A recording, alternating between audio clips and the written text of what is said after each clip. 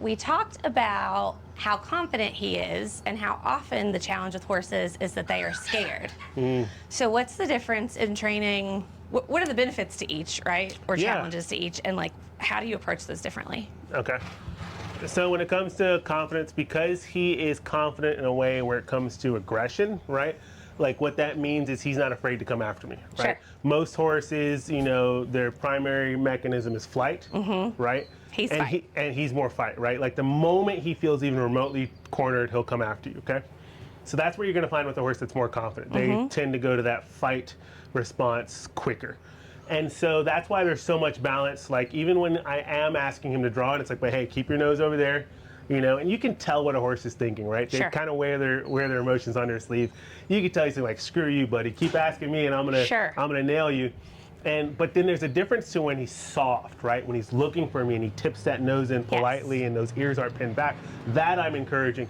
So it's gotta be that balance of drawing him in, but also having an expectation to say, until you prove yourself, you know, you can't just come into my space because I can't trust you. I don't want you to, you know, go after me and get me. Does that make sense? Yep. And so my second question is, in dog training, right? We so often use treats. And so you're just using a release of pressure, right? Yes. Why no treats? That's a really good question. I get a lot of flack for that because I call the type of training that I do I call it positive reinforcement. Sure. And it's semantics, you know, people all over the internet. Fear free, you know, it's whatever you want to call it, right? Exactly. And so, but a lot of people they consider like if you give a treat, that's a form of positive reinforcement, right? I'm not huge on treats with horses. I will in some instances, not with this horse, okay? So if I have a Mustang off the range, never seen people, like, yeah, I'm gonna bribe him to like me. Yes, sure. I might put a treat out to get that horse to start to come in my direction and know that I'm safe. With a horse that's already, you know, willing to come and nail you, he does not need a treat, right?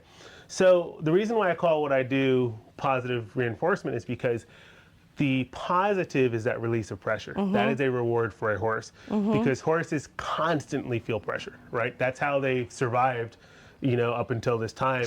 Is they're so in tune and so sensitive that they can take off, like before the danger comes, they know it's coming and they're out of there, right? It's like, nah, not me, I'm out of here, right? And so horses, you know, they're like, nah, y'all can get eaten, I'm gone. Right. So with this guy, when I apply pressure, he's ultra aware of it. And if I take that pressure away, to him, that is, oh my God, thank you so much. Get out of my face, right? And so that is the positive reinforcement. That is what we're reinforcing, is that removal of pressure as opposed to, you know, cookie. Would I make more progress with this horse if I were putting cookies in his mouth? Absolutely. You know, I'd probably have a halter on him by now and leading him around, but he'd also be penny-eared, right? You'll see a lot of people in the horse world train with treats. And again, there are times when I will train with treats, but it's, in my opinion, it's appropriate, it's not excessive.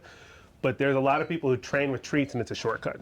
Sure. And so if you don't have that treat, you're not gonna get the response that you're looking for. And then you get these horses, and you see this all the time.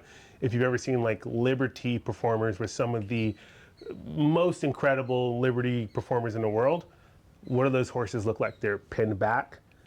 They're like looking for that treat. They don't look happy because they kind of feel entitled and they're looking and they want, you know, the next handout from you and that kind of thing.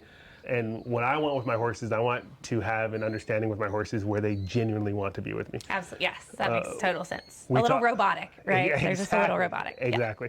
So we talk a lot about what we call leading with love. Oh, I love that. Because you know, there's a lot of people who see a horse like this and, you know, see some of the footage of him coming after me, and they'll say, "Oh, I would have got after that horse with a 2x4. I would have shown that horse." It's like, first of all, it's like you can, but you're not going to get very far. Right. You know? Yeah. No, not at all. You shouldn't. First of all, that's probably illegal, depending on where you live. No, 1,000%. And I'm a really nice guy, but try to come after a horse with a 2x4 in front of me. Like, see what happens. You know. And so you see these people who really think, and again, it's out of fear. They don't know how to handle a horse like this.